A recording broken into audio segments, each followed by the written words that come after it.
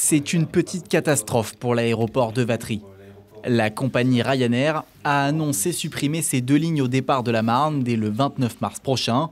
Plusieurs autres aéroports régionaux sont concernés. Cette décision fait suite à l'augmentation de la taxe de solidarité sur les billets d'avion, votée dans le cadre de la loi de finances 2025. C'est une décision d'une société privée.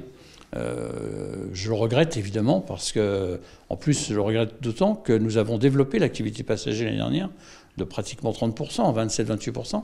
Donc voilà, je ne peux que le regretter. Ça se solde par une perte nette de 500 000 € qui, si elle n'est pas remplacée par d'autres recettes ou développement du fret, devront être compensées par une subvention du département.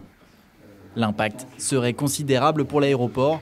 85% des passagers ayant transité en 2024 avaient choisi les lignes de Ryanair.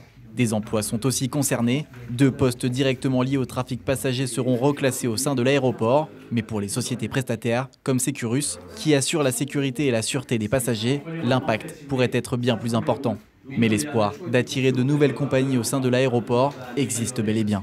Alors, on travaille depuis déjà quelques mois avec d'autres opérateurs, qu'ils soient français ou européens ou extra-européens, pour ouvrir de nouvelles lignes, principalement sur l'Union européenne et sur le bassin méditerranéen. C'était déjà un travail qui était effectué, et aujourd'hui, effectivement, on va renforcer un peu plus la négociation, puisqu'effectivement, on se retrouve aujourd'hui sur une impasse au niveau du trafic passager sur l'aéroport.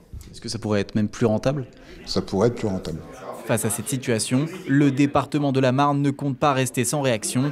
Leur objectif est de trouver au plus vite de nouveaux opérateurs pour combler le vide laissé par Ryanair. Dans le même temps, une délégation marnaise prévoit de se rendre en Chine le 29 mars prochain pour nouer de nouveaux accords commerciaux.